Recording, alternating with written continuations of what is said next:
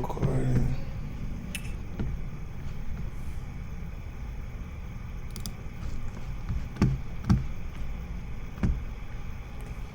So you see that computer's pewing. What's that man can? Yeah.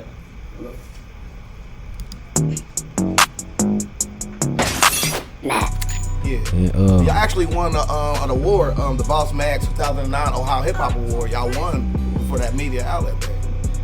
Man, I don't even know. Like y'all won. He didn't even know he won. What'd you say? Who was it? You won the Boss Magazine 2009 Ohio Hip Hop Award. Congratulations. That's legendary. Yo, what's good? It's your boy Jack Resource, aka Pino. We here with another legendary guest. Without further ado, we have Shamera, Poetic Reid. How are you? I'm good.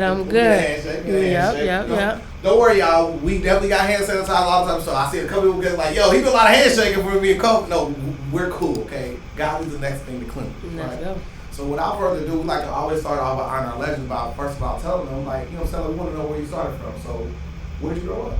I'm from Cali. San Diego, California is where I'm born and raised, and I'll rep till I go. What block though? Like, you know what I'm saying? Like well, so it was the full thing. Like, so because people from Cali gonna watch it and say, "Oh, okay, I grew up there." Okay, well, I'm from San Diego. When I came up in Chula Vista, you know what I'm saying. I graduated high school in East Lake. Well, we ain't going that far yet. Okay, yeah. So, what was it like growing up there? On the early side of things, like the younger part, like young, like what do you remember, like your youngest little fond memory, like growing up? I mean, Chula Vista, at least, like there's a lot of, so compared to so when I compare it to here, like me being a teacher and seeing students at the age I was when I was in Chula Vista, like it wasn't as. It's more diverse out there. There wasn't too many blacks where I was at. There was a lot of Hispanic, you know what I'm saying, and white. So I know Spanish, you know, I can understand a lot of Spanish. I can't speak it as much anymore. But it was cool. I was out moving and grooving. It wasn't as strict as these days, you know. It wasn't as much going on in a bad way. I was a baller. I play ball. So, you know what I'm saying? Yeah. I was always just on that all day. You know what I mean? They wouldn't expect it because I was always the chubby little one, but I had handles, and I make them. You know what I'm saying? All day. But yeah, so I mean, it was cool. Back then in San Diego and Chula Vista, when I was coming up, I was at the gym. You know what I'm saying? I was at the gym balling, or at school, or just, you know what I mean, skateboarding. I skateboarded. I did all that extra stuff. Man, I mean, to me, like, that's dope because I mean, we like those diverse stories because you don't want everybody to have the same story. Yeah, like I grew up in, you know what I'm saying? So, you know what I mean? Like, so to me, like, that's dope. So, like, you grew up with your mom and your dad in the house? I grew up with my mom and my dad. They weren't together, but they separated when I was probably like 3. You know what I mean? But my dad has always been present. My mom always been a dope mom, you know what I'm saying, in there. So they both were there. Yeah. Shout out to moms and pops, you know what I'm saying? So that was a blessing to have them both, you know. So I would ask you early influences, though, but me doing my research, your dad gave you your first guitar, correct? Yeah, well, so my granddad, rest in peace, he gave me my first guitar, but my pops, he got me one as well, and a piano. He got me anything, like as far as musically, if I was like, Pops, I needed to do this or do that, he was always with it since jump, you know what I mean? So, like, growing up in Cali, in that area, did you kind of acquire, like, a different taste for music than what generally people learn? So, like, what kind of people did you listen to when you were there, like growing up on the music side? See, I was listening to what my pops and my moms listened to, so the Anita Bakers and the my dad was really big on Biggie and Pac, you know what I'm saying, back then, you know, and who else? The Drew Hills and the, you know what I'm saying? Like, I was on them. And then I actually ended up getting to open for Drew Hill, which was dope because I was always listening to him and all that stuff. But Yeah, it wasn't no difference because my mom and my dad are from Connecticut, so they from the East Coast. Wow. But then my dad was in the military, and that's how they got out to Cali. So I'm a Cali baby, but I still got the best of both worlds. You know what I mean? Because to me, when you listen to your music, you have like an East Coast kind of style to it, which appeases me. I mean, I'm not gonna lie, I'm biased. I mean, like, literally. I mean, like me myself listen to West Side Gun over here, right? So anyway, so in school, were there any type of things like you were into that kind of, you know, that kind of contribute to where you were now, like in like early grade school? I worked for the newspaper, or the little school newspaper, which I have a magazine publication now, Poetic University. With the music, I was always in all the talent shows. Now, when I was in, I think I was in 7th grade. It started in 7th grade. I did a talent show. And they threw money on the stage. What? And so after that, I was like, yo, this may be what I need to be doing. I did Bow Wow, and it was when he was doing the little Harlem Shake and doing all that extra stuff. I mimicked that, and then they did that, and then the after school program for another school asked me to go to their. They asked me to perform at their little talent show or whatever the case may be. And then people was throwing dough then, and I wasn't asking for it or nothing. They just was like, "Oh, this little girl over here, Harlem, rapping, sea walking, or whatever you call it." So I was like, "Okay, maybe that's what I need to be doing." So, any local music artists that like you listen to that were from there at that time? Out in Cali, Mitchie Slick. I mean, he's big, but that's Dago. Give him love. You know what I'm saying? And I've rocked with him too. So all the ones that I grew up, I ended up linking with.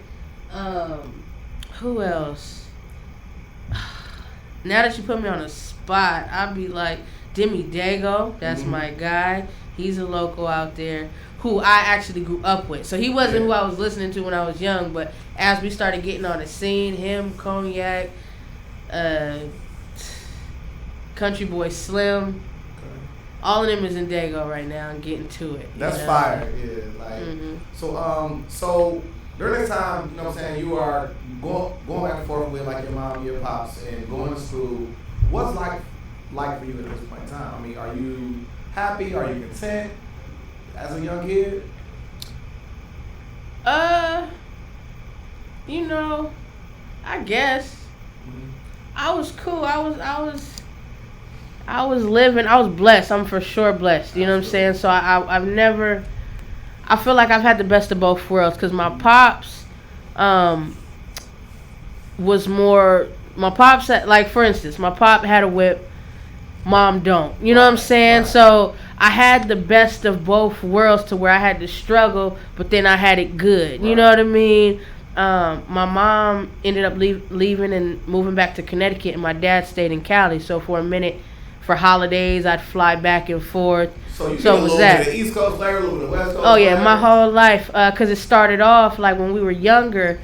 My dad, once he got to Cali and for the military, he stayed out there. My mom had moved to Connecticut and then moved back to Connecticut. So I did the whole, every holidays we take flights, you know what I mean, to see Pops, and I only see him for holidays for a few months at a time or a couple weeks at a time.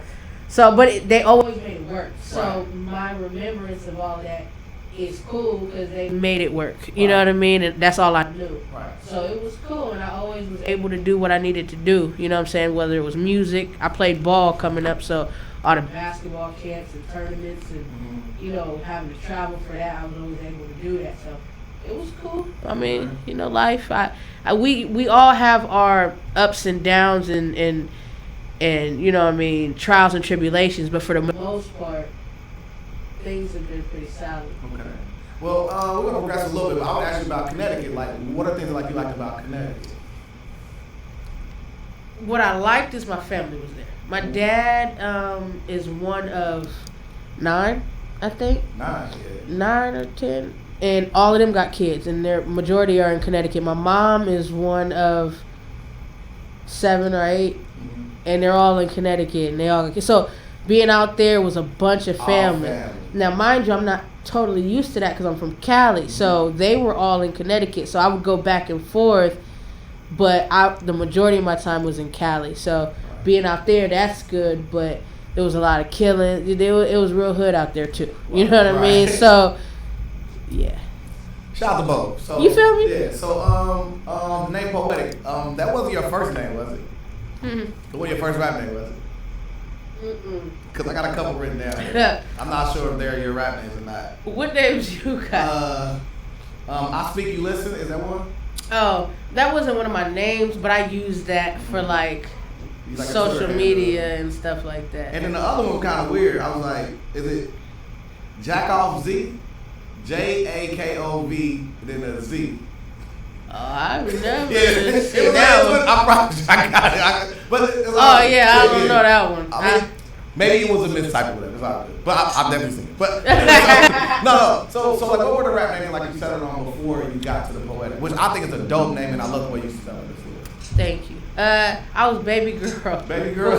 Before Poetic, I was Baby Girl. Mm-hmm. You know what I mean? But that's all. It's probably a million people with that name, baby. Million. Yeah. You know what I'm saying? And then the Poetic, that kind of came, and that. So Baby Girl was given. Well, I just was like, I'm gonna call myself Baby Girl, but Poetic was given to me, so that kind of stuck.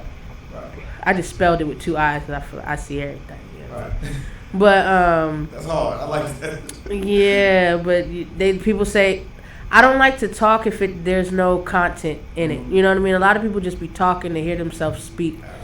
When I talk, I want to always plant seeds or have, a good conversation. So somebody has said I always talk poetic, like my speech is poetic. I was like, okay, that's cute. I like that. Right. Well, shout out to that there. It's a very dope name to give her. So, what was it like making your very first song, or was it a transition from actual poetry, or did you transition to it from just already performing, like doing talent shows? Because some people start off being poets and they slowly come out their bag or the rap. But it seems like you start off kind of performing. Mm-hmm. I've been singing since I was 4. I started spitting at 8. But I was always writing poetry. Mm-hmm. But I never just came out as a poet. You know what I mean? I was always I would grab a beat off of. No, this was back when it was cassettes that had the singles. And it had the single, and then it'll have the instrumental. On the other side. Yeah. That makes me feel old saying stuff like that. I come from the era where it'd be on one side, you go to the other side, and it got the instrumental. Back when they didn't have, you could look up lyrics. You had to listen to it and then write down. But I was on that initially, you know what I'm saying? And then getting to YouTube and doing all that stuff and just writing it.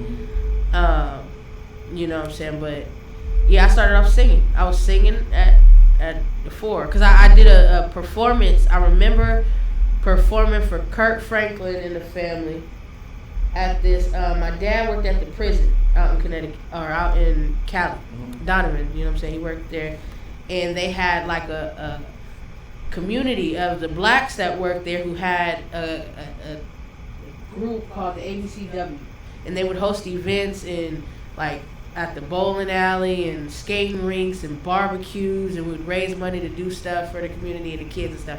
They did an event. Kirk Franklin and the family came, and I opened up singing Monica, and I was 8. That was my first time performing in front of like a crowd of people. But after that, that's when I did the Bow Wow thing in middle school. Wait. So take me back to that moment. Were you nervous at all? Was I nervous? Yes. What was that day? I mean, like I don't remember like to the T, but I know I was 8. It was a bunch of people. I was singing. I know I didn't say, because this was back when I found the lyrics by listening to it and writing it down. So I must have said some of the words wrong. You know what I mean? I know I must have thought, but I sang it and they showed so much love. Like and I was 8. Like, you know what I mean? I wasn't shocked. I was nervous, but once I got out there, I feed off of the emotion of the crowd. Right. You know what I mean? So once I started, they give me love. So I'm like, okay. And then, knowing that Kirk Franklin and the family was in the building listening to me, you know what I mean? I was like, yeah, that's dope. That had to feel truly amazing. It was. That one got you hooked right there. That was the first taste. You know what I'm saying? Like, I got that and then still was a kid. So I still went back. But then once it got to the whole talent show at middle school, that's when it was over with. So, okay, so now we're transitioning to when you first recorded. So, like, when did you first record? Do you remember your first song? Like, I do. And my cousin will not let me forget it. Let's do it. Yo, it was called Pop Your Collar. It was called Pop Your Collar. Pop Your Collar. And I was in. That was an era, by the way. Like the Pop Your Collar era was a thing. Yes, it was, and I was little. And when I hear that song, I'd be like, delete it. Why do you still have it? He said, I'm gonna hold on to it until once you get there, I'm about to. Yeah. I said, you better stop. But I think I was like 12 when I first recorded in the studio. I was 11 or 12, I think, and I did a song, and I wrote it myself. Like I've always written all my music, like. So if it was corny, if it was whatever, it was for me. Nobody goes right for me at all. You know what I mean? So now let's go to your high school years. So during high school, are you doing the regular stuff people do, or are you more or less like focused on books and also focused on writing and still trying to perfect your craft? What do you, and ball, of course. So I played ball. So I played ball. So I had that. But I was always into music, so every talent show, pep assemblies. I don't know how they do it out here. Yeah, pep rallies or pep assemblies. Like I would perform in that, and it'd be live because you got all the everybody's in there, and then everybody knew me, so they got live. So that all added to the whole being here. You know what I'm saying? And see now my motive behind it has shifted as I've grown, but. Back then, all the love I got, and then being a baller too. So you get the love from being the baller, but then she raps too. And she the one. You know what I'm saying? That was high school. Right. So then you ended up going to Sac State, and you majored at that point in time in journalism. Mm-hmm. So was that always a passion of yours, or was it kind of like you? I mean, I've always loved to write. I love to write. Like, I've written books coming up. I was the one who was writing books and then would give it to my friend to read, you know what I mean? And it's just like a bunch of papers. And they're like, are you finished? Like, I would still have chapters to go. And you know what I mean? I wrote short films. Really? I love to write. So I figured I'd go to school for writing. And originally, I was going to go to Ohio University because they're really good with journalism.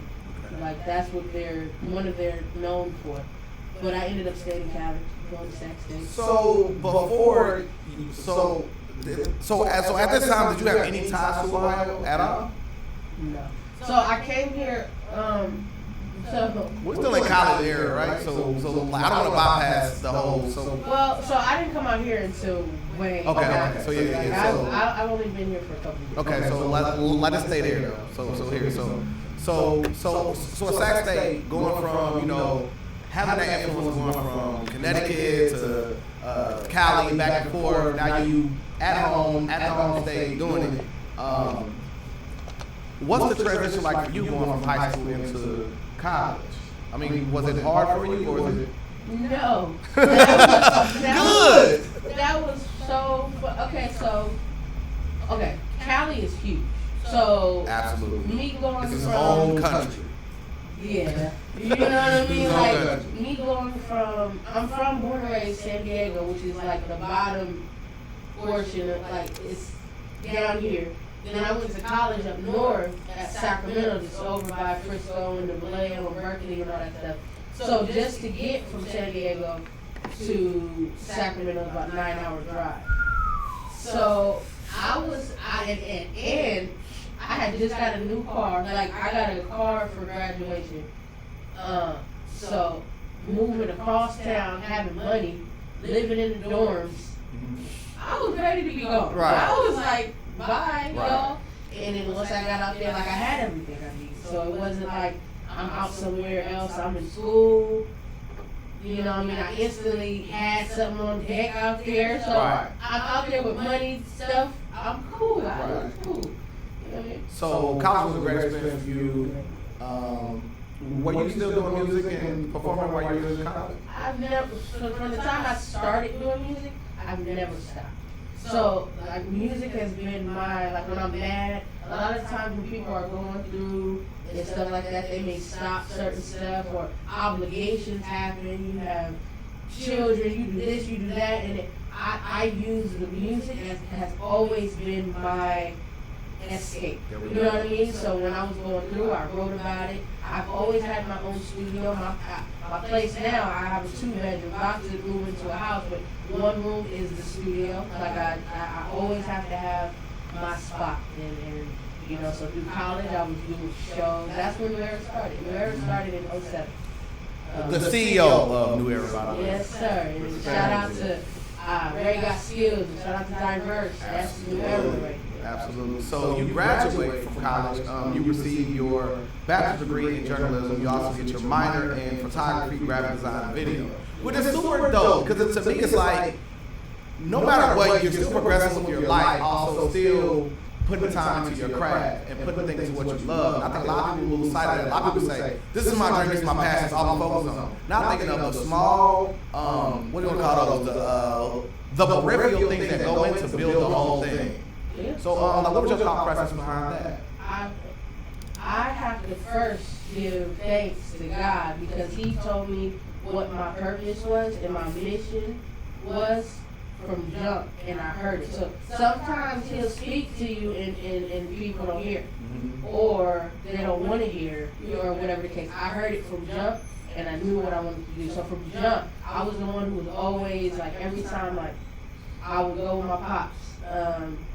I remember like he got me on Tuesdays and Wednesdays every week. You know what I mean? And the first thing he do, and now that I'm grown, I understand what he was really doing. He ain't had no food in the house. Look, this is what he would do. This is what he do. Every time he picked me up, we first go to the grocery store. He let me pick out everything that I want. You know what I'm saying? See, and I just like, my dad's cool. I get to get what I want when I'm over here. And I would always go to the magazine aisle. So I had all the Word Up magazines. I was the one who, when you went into my room, I had posters all over the wall. The Black Beat, the double XLs. I was a magazine head. So since then, I love all of that. You know what I'm saying? So once it came time for, okay, you going to school, what you going to school for, well, what do you got to do to do magazines? You know what I'm saying? And they said journalism, so I did that. And my minor first was rec and leisure, because I will be opening like rec centers that provide you spaces to do the arts, whether it's music. I want to link you with Marlon Shackelford. Those brothers are doing great work right now. Where they're actually doing the inception of putting together something similar to that. So I definitely want to link you with Marlon Shackelford once he comes in here. But go ahead. Yeah. See, so the networking works. Okay. Let's go. You know what I'm saying? It's all for the youth. Again, I'm a teacher. You know now, and shout out to Tony Groove, by the way. I fell into teaching. You know what I'm saying? But it's a blessing I did. But so at first it was rec and leisure, but I changed my minor to general communications, which is the photography, graphics, and video, because it would go hand in hand with my major, to where I'm like a threat. You know what I'm saying? Like triple threat at that point. A one-stop shop. You come to me, we could get the marketing together, we could get all of that together. You know what I'm saying? So let's run down some of your notable performances that like you've had. Because I mean, you brought the Drew Hill. I'm pretty sure like that's not the only one. So what's some of the other ones like you've had? I think my favorite was Lloyd. When I opened for Lloyd at the mezzanine in San Francisco, and that was dope. So it's a different kind of opening up, and as experience breeds wisdom. So I can only tell what I've experienced, and I've been through the whole. People say, "Yeah, I opened for," but there was like 10 people, and then they wasn't even there when you performed. They popped up for 20 minutes because they were only paid for appearance stuff.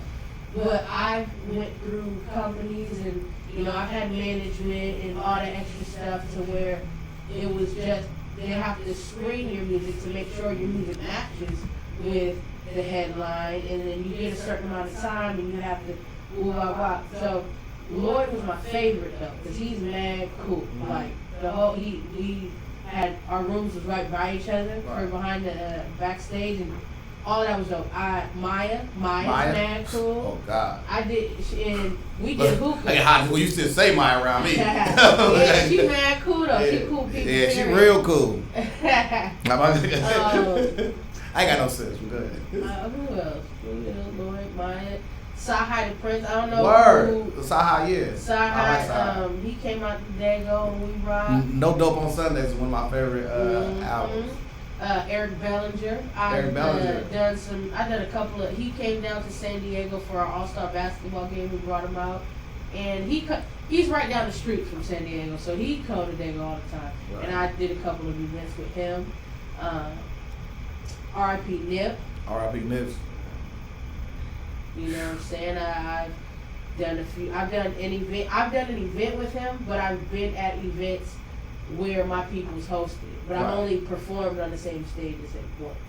That's still legendary. Yeah, That's still legendary. Saying, but those are like some of the notable ones. Notable ones. So are you pro or anti management? Pro or anti label? I mean, obviously you got your own. Management. I need a manager. So if anybody out there think that they got now, it's going to be a lot of work. You know what I'm saying? But management. I've had management, but. What was some of the drawbacks of having management? Because, I mean, you ain't got to put names on it, but at least put the things in perspective because you're helping the artist behind you. You know what I mean? So, like, what is something about management that put a bad taste in your mouth? That story right there, the same way you're looking at it. Don't look past that one. That story you just looked at, that way. Let me take a sip with you, all right? Drinking Jesus juice here. So my situation is, the manager that I had was great at what she did. Right. But there was things outside of the music that clashed, that made that not work. But as far as management and her doing her job, she was on point. You know what I'm saying? So what I would recommend with artists in the management is they have to be on one accord. You know what I'm saying? At all times. Just like with any relationship, whether it be whatever type of relationship, I think there should be like checkups every other month. Just come to the table and be like, is everything cool for real? Oh. Look, I thought you were saying like if y'all relationship, y'all gonna go get checkups together. I mean, sure, if it's just y'all, then I'm talking about. I ain't got no sense. I can say that over there. So yeah. So like, but yeah, just being on. There should be like checks and balances of okay, what are we working on? Where are like how far are you in that process? And then like them ask you, okay, so what's the next thing coming? So like you're saying like that basically what you would like to have in management. And just pretty much. You know what I mean? Like with the situation though, it was like say if I'm over here in my music, I'm talking about positive vibrations, and then my manager is out here beating people up. You know what I mean? Like it's opposite. Shout out to Whack 100, man. You know what I mean? Like, it just don't go. So y'all got to be on one accord, like all the way, because I can't be pushing the issue and really be about this. And then it's not matching how, you know what I'm saying? Because we're a representation of each other. If you're managing me, what you do affects me, I feel. Absolutely. You know what I mean? So that was that situation. Yeah. So, not that she beat somebody up, but it was like total. Yeah, I know what you mean. It's kind of like the picture that matches frame. Yeah. All right. So now we're transitioning to when you came to Ohio, or you want to speak more into like the California lifestyle that like you was in at the time. Anything you want to put in there? After I graduated college, it was go. How did it feel to graduate college? I mean, I'm a graduate of St. Clair Community College. You know what I'm saying? The legendary St. Clair Community College. You better. Every dope boy didn't graduate from the place. Graduated. Absolutely. Right. Son, you hear that? So it was good. Like I graduated. So here's the thing. I went to Sac State and I walked. I did the whole walking ceremony and all that, but I was missing one credit. So I didn't get my diploma yet. But I was like, I had already, everything was all, so I went back to San Diego. So I went to San Diego State. That's a misnomer, by the way, as well. Like, when you walk out that stage and, like, they give it to you, you open up that beautiful fake leather thing, open up, and there's, like, a little letter in there. It's not your degree in there. Yeah, it's never that. You get that cinch. Yeah. So. But you know what I'm saying. Spoiler alert for. Yeah. They think they get it right there. Like, yeah. So like, don't do nothing stupid on your day of graduation. You will not graduate. You get a piece of paper saying that you almost graduated until So you still have one more credit than like you had to. Yeah, but I didn't initially. So I didn't graduate from Sac State, go back home, and go right back to school. Right. I was on the go. Like I went to Texas. I don't know who's heard of the South by Southwest. Oh, South by South. Yeah, come on. Like, that's a legend. Man, we drove. Me and a group of us. We had. I remember we rented 2 Escalades. They rented 2 Escalades. Right. And I was just in the vehicle. Right. You know what I mean? We went up there deep, got an Airbnb out there. We performed on about 2-3 stages. What did that festival look like when you got there? To me, I'm not afraid of any stage in America. But going out there seeing those rabid fans, like they out there in mud. Everywhere. Mud everywhere. Everybody drunk. Like they're literally throwing drugs and people in. Have you heard of Coachella? Yeah. Have you ever been? I've never been to Coachella. Yeah. I don't know if comparing those two, but Coachella, it be mad people like everywhere. But South by Southwest is kind of similar because they have multiple stages there multiple times. It's right? all downtown, like it's packed, like it's just on the streets. There's all the lounges and bars and outside stages, and it's just people everywhere. Right. For like, I want to say it's a full week or 4 or 5 days they do it. But when we went there, it was dope. We came prepared, so we had flyers and business cards and shirts made, so we were all looking the part. Right. You know what I'm saying? That's a matter of fact. When I went is when I first met the Migos. This was before they were anything. They were handing out CDs with permanent marker. You know what I'm saying? And I'm not that big, not to knock them. Shout out to all of them. You know what I'm saying? I don't really listen, so I didn't listen then either. Right. You know what I mean? Let me find out you frisbee the Migos first CD on the Escalade too, like brokies. No, nothing like that. But I'm not on the height like that. Right.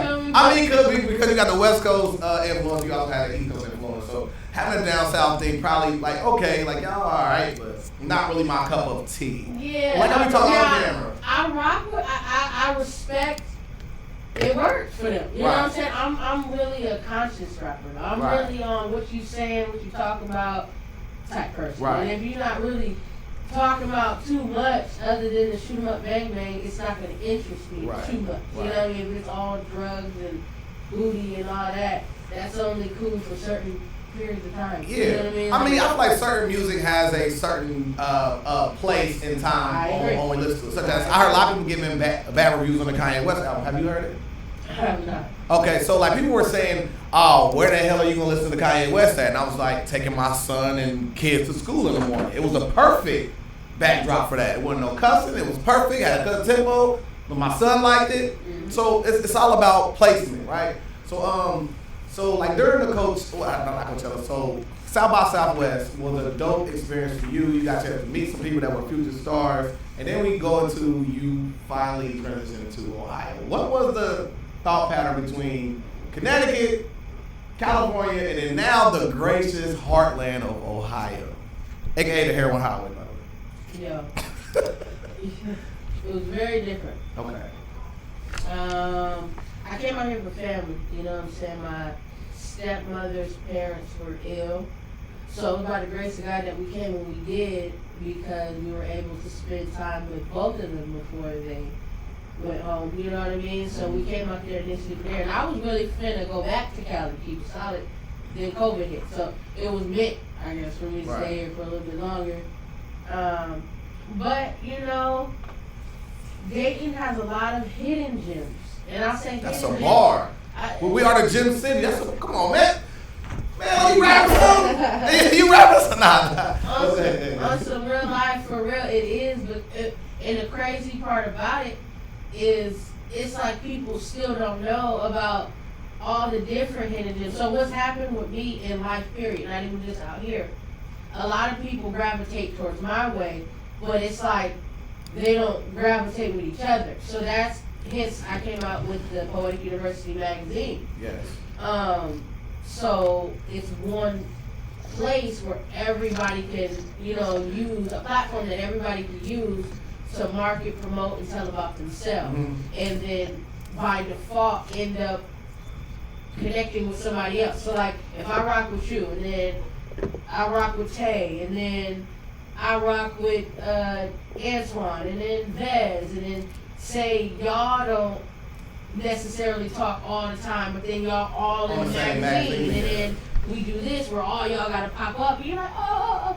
So that's what I be trying to do. So out here, that's what I've done thus far. And being an outsider, it's always takes a minute. I've been out here about 3 years, I think 3 or 4 years. Yeah. And in that time, I've met a lot of the heavy hitters out here. Right. A lot of people that are doing stuff, and that's cool. Like, you know what I'm saying? So I like planting. For instance, my college. I'm here on his podcast. I'm with it right now. I'm one conversation, but to me, what I like, what like you were doing with the magazine was something we had here, which is actually like an inception that happened with Smith and his business partner, which we call it Legendary Handshake. Smith not here; he'll be here later today for our other interview. It was called Boss Magazine. And it's Legendary Rob Hood. If you guys are playing the Legendary People Podcast Bingo, then put the chip on Rob Hood. His name came up again. Tony Rubina came into. It's some funny game they got going on. So they had the Boss Magazine, which was kind of similar to that, but it wasn't like events attached to it. So I think like that's super dope that you were actually saying, okay, I put all you guys in thing, and then we're going to do an event together. We're going to do this, that together. And it's like, it's super dope. Like to me, there's a void because Rob Hood doesn't do it at all anymore. I think last week did it like 12 years ago. So for you to be doing it, it's super dope, man. It is super dope. You literally, it's like a legendary handshake. Well, that's the only way I can say it, because to me, Rob Hood is legendary because of that, and you were doing it now. It's dope. It's more needed now than it ever was because, like for instance, like you said before, it is, people. Here, it's like they'll gravitate towards you because you're not from here, right? Now people gravitate towards me because now I'm not a rapper. I don't rap anymore. Now it's like, okay, he's not a competition with me anymore. Boom, right? Or your music is different from mine, so now, you know what I'm saying, it's cool. But back in the day when I was doing music, it was like, I ain't really trying to do something with him because he gonna try to out-rap me on a song. That's what I ain't gonna lie to you. Like, I can battle rap. Like, I want to outdo you on a song. So I'm not the person you're gonna be like, okay, let me throw him on my song, like the chick song. I'm gonna body on the chick song. Like, so to me, I understand exactly what you mean when you say that. And to me, it is super dope that you take it like a step back in order to give people a step forward. And to me, like, that's legendary. I think that I appreciate you for acknowledging that or seeing that. Mm-hmm. You know what I mean? I feel like a lot of people have told me, like, I sing, I rap, I do all that stuff. I don't feel like that's my calling. I've had a bunch of arguments about it or debates or whatever the case may be. Now, I'm always going to do it.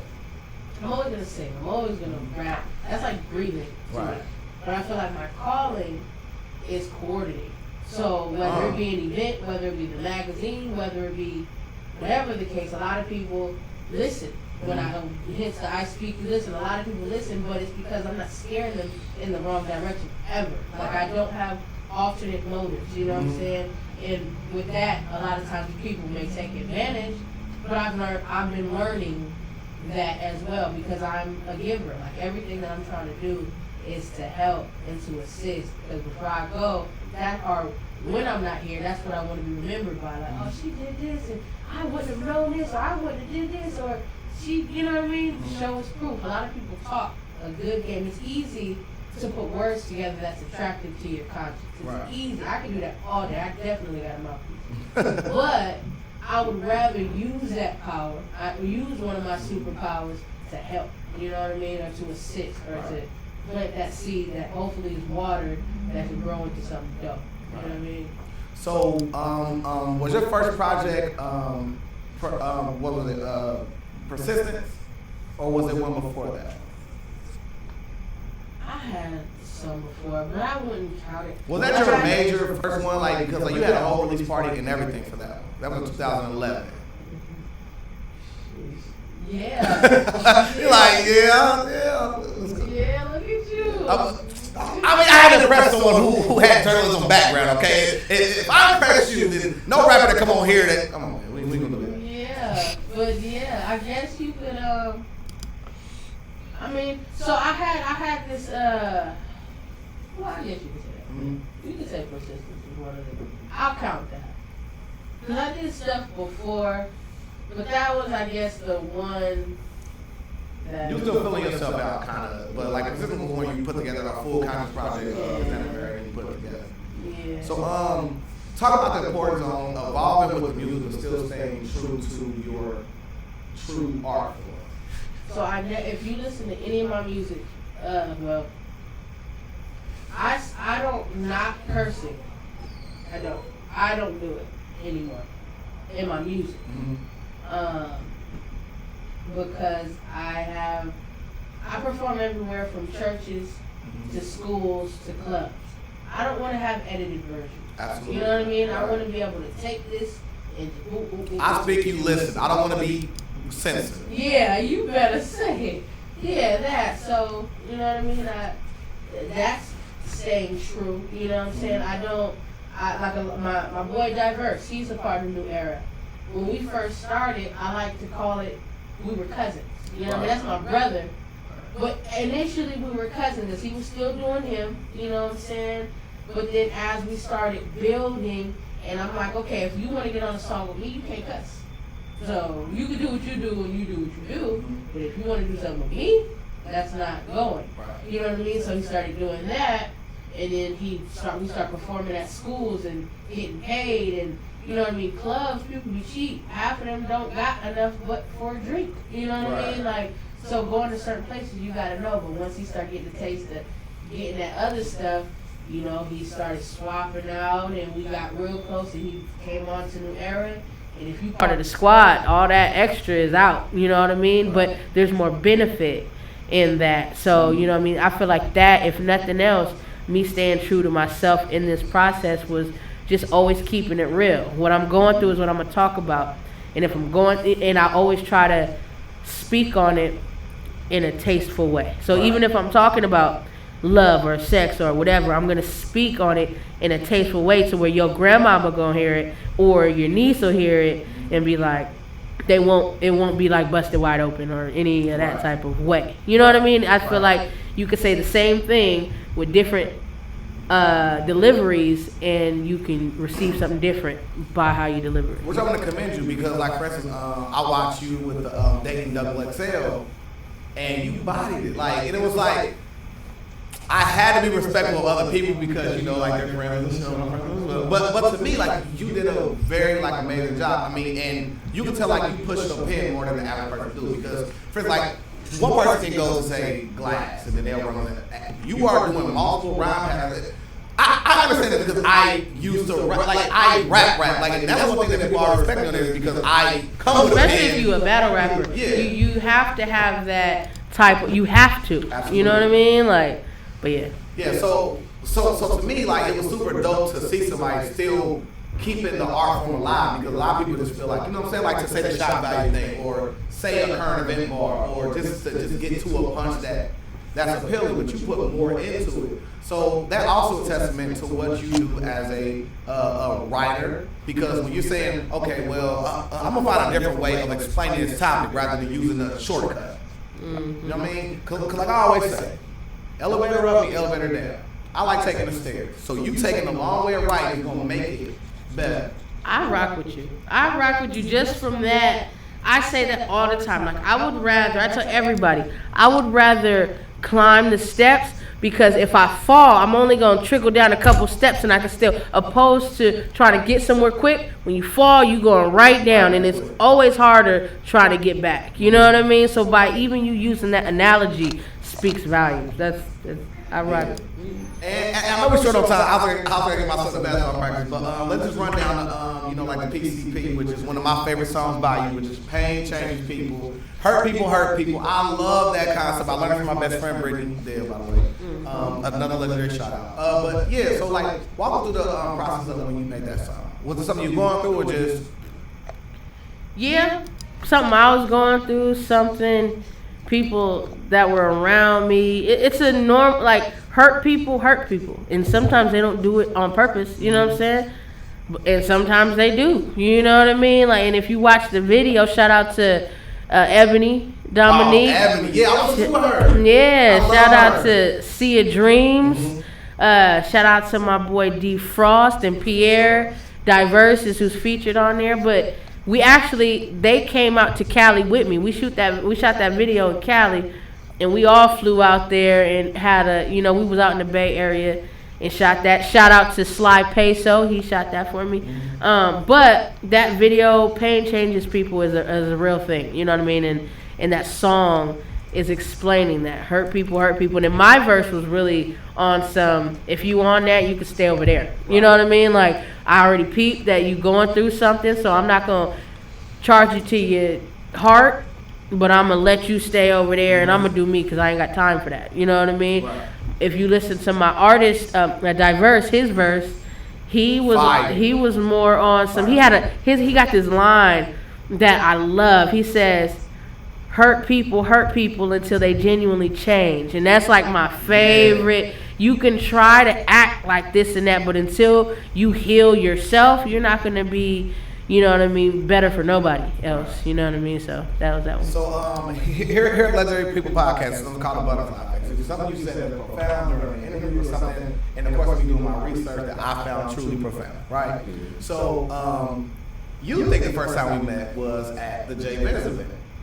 Shout out to J Vez. The first time I met you was actually at a First Fridays event at Tyler Farrell. Art Has No Rules. Shout out to him. He's one of the sponsors for the magazine. Shout out to him. Which he actually was on our platform as well. So, but to me, like, what I found truly profound about it was my first time meeting you. You treated me as equally as you did Sex Like a Man, right? Like the first time I'm there with my uncle, who is a starving artist, and I wanted to get him acclimated in the art culture because he paints. So I took him down there, and you showed love to everybody in there. You make sure everybody was like, to me, you shine without trying to. You really have like a thing about you that I feel is beneficial to us, artists, and the world. I don't think you can just stop at what you're thinking as an artist. Because like I said before, I thought maybe I was going to be an artist, but I'm really just like talking to people, rocking the crowd, and you can do that without rapping. You know what I mean? I feel you have something that's truly amazing, and I want you to continue going on. So with that being said, what's next for Poetic? Well, I do have a short film that I'm working on that I actually need to tap in with you with, because I think you would be a good fit for it as well. Sorry. But that I'm working on that. You know what I mean? This album is really doing good right now. The numbers are doing great. So I appreciate everybody from out here to California. People in Germany been showing love, like out of the country. Like, thank all of y'all. So new music. Lanes featuring J Vez is gonna be dropping in the beginning of October. Shout out to Dre Shot This. He's the one who shot this. We got Candy Bars in there. We got Natural Onyx. She's on there. We got the Love Locks. You know what I mean? So it's gonna be, that video is gonna be really fun. They're all featured in their acting, not performing but acting. You know what I mean? So you passed the whole interview, but now I gotta get to the part where I gotta get at you, because now I'm mad at you because I couldn't find the song Interview, Reality, Lay Your Head Down featuring O'Brien, and Motto featuring Stuntman. Where are these songs at? Where are they at? Give them up. Okay.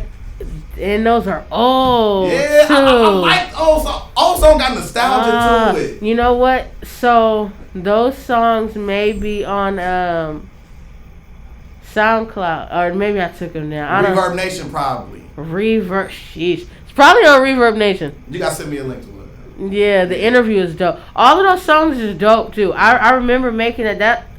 I graduated in 2012, so I probably made those in 2012 or 2011. Oh yeah. I gotta hear what happened through this college and then straight to the music. I love. Back then it was a little different than now. Right. So if you listen to those songs, it's a little different. It's still dope, but I'm a little bit more explicit in those songs. Well, good. Let's hear it. So make sure you shout out your handles and all that.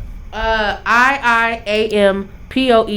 I am Poetic, 2 eyes wherever you see an I. You can find that IamPoetic.com. It's actually in the Skriller at the bottom right there. It's in there. You know what I'm saying? IamPoetic.com. That's on Instagram. That's on Facebook.